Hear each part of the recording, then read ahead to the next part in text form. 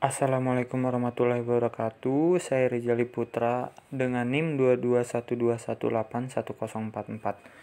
Di sini saya akan menjelaskan tugas saya. Sistem telekomunikasi satelit. Satelit adalah benda yang mengorbit benda lain dengan periode revolusi dan rotasi tertentu. Ada dua jenis satelit, yakni satelit alam dan satelit buatan. Satu, satelit alami adalah benda-benda luar angkasa, bukan buatan manusia yang mengorbit sebuah planet atau benda lain yang lebih besar daripada dirinya, seperti misalnya bulan adalah satelit alami bumi. Sedangkan satelit buatan adalah benda buatan manusia yang beredar mengelilingi benda lainnya, misalnya satelit Palapa yang mengelilingi bumi. Satelit komunikasi adalah sebuah satelit buatan yang ditempatkan di angkasa. Dengan tujuan telekomunikasi, satelit komunikasi modern menggunakan orbit geosinkronus, orbit Molniya, atau orbit bumi rendah. Untuk pelayanan tetap, satelit komunikasi menyediakan sebuah teknologi tambahan bagi kabel komunikasi kapal, selam, optik fiber untuk aplikasi bergerak, seperti komunikasi kapal laut dan pesawat terbang, di mana aplikasi teknologi lainnya seperti kabel tidak praktis atau tidak mungkin. Karakteristik sistem komunikasi satelit, prinsip-prinsipnya serupa dengan microwave, radio link, tapi dibedakan atas 3 karakteristik penting. Sinyal komunikasi satelit menempuh jarak yang sangat jauh tanpa penguatan konsekuensinya. Satelit bersifat aktif, mempunyai penguatan sinyal yang on-board. Kedua, peralatan berada di daerah yang tidak dihuni manusia.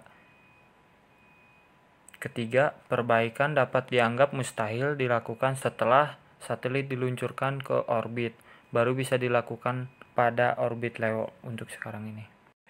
Elemen dasar sistem komunikasi satelit di sini ada space segment dan ground segment. Yang space segment itu adalah perangkat yang diorbitkan keluar angkasa. Sedangkan ground segment adalah satelit, pemancar atau penerima yang ada di bumi. Space segment fungsinya itu bus, payload, power supply, kontrol suhu, kontrol attitude dan orbit, sistem propulsi, dan tracking command telemetri. Dan yang ground segment di sini ada outdoornya seperti antena, LNB, LNA. Tentu saja di sini ada receivernya, inverternya, modemnya. Nah, di sini ada transmitter, receiver, dan space segment. Yang transmitter dan receiver itu ground segment. Ini ada komponennya indoor, outdoor. Space segment itu adalah control station yang diorbitkan di luar angkasa.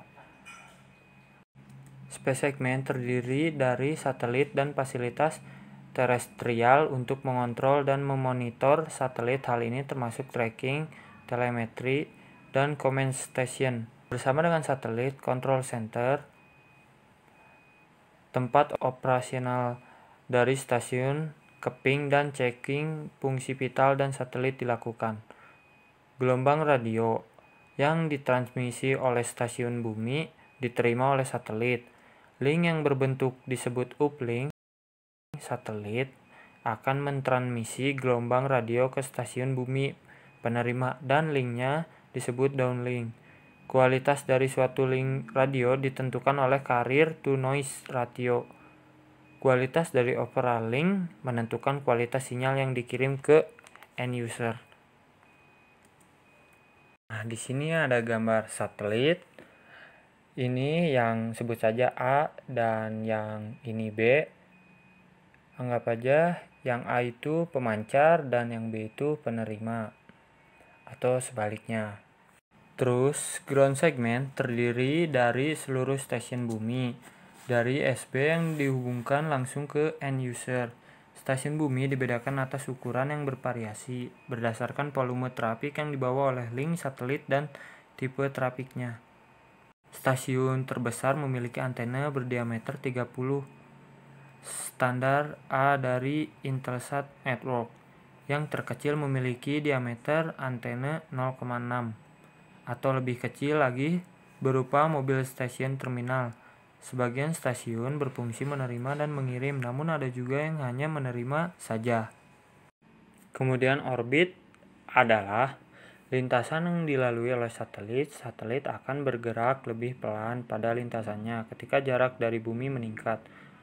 Orbit eliptik dengan sudut inklinasi 64 derajat terhadap bidang ekuatorial. Tipe ini diadopsi oleh satelit USSR, yaitu MOL-nya. Telekomunikasi radio merupakan sesuatu yang komunikasi modern yang memanfaatkan gelombang radio sebagai sarana untuk membawa suatu pesan sampai ke tempat tujuannya. Jadi gelombang radio itu yang merambat di free space seperti di udara dengan frekuensi yang sangat tinggi, atau biasa disebut dengan gelombang microwave. Keuntungannya bisa menjangkau daerah yang cukup luas, tidak diperlukan pemasangan kabel yang rumit, dan kerugiannya bisa terjadi gangguan komunikasi bila terdapat suatu interferensi, seperti hujan deras itu bisa mempengaruhi atau yang lainnya. Untuk mencegah suatu interferensi, maka dibutuhkan pengaturan alokasi frekuensi yang digunakan oleh setiap daerah. Cuaca cerah dan cuaca hujan itu sangat berbeda. Pasti ada efeknya. Propagasi gelombang radio. Gelombang dapat merambat melalui berbagai medium, antara lain padat, cair, udara. Propagasi gelombang radio dibedakan menjadi propagasi gelombang tanah, gelombang langsung, gelombang pantulan tanah, gelombang permukaan tanah, dan ada lagi propagasi ionosfer. Ini ada gambar propagasi. Kita lihat ada dua sinyal. Di sini ada transmitter, ada ground wave, ada sky wave. Ground wave ini dia merambat berdasarkan pengaruh dari permukaan tanah, permukaan bumi. Dan yang propagasi ionosfer dia merambat melalui pantulan pada saat ionosfer. Sekarang propagasi gelombang tanah, gelombang langsung atau gelombang pantulan tanah. Kalau gelombang langsung dari transmitter antena langsung ke incoming antena. Kalau gelombang pantulan tanah dia memanfaatkan tanah, jadi gelombang yang merambat melalui tekstur permukaan bumi. Propagasi ionosfer memanfaatkan lapisan ionosfer untuk memantulkan gelombang. Lapisan ini terletak pada ketinggian 50-500 km di atas permukaan bumi. Lapisan ini terbentuk karena adanya radiasi sinar matahari.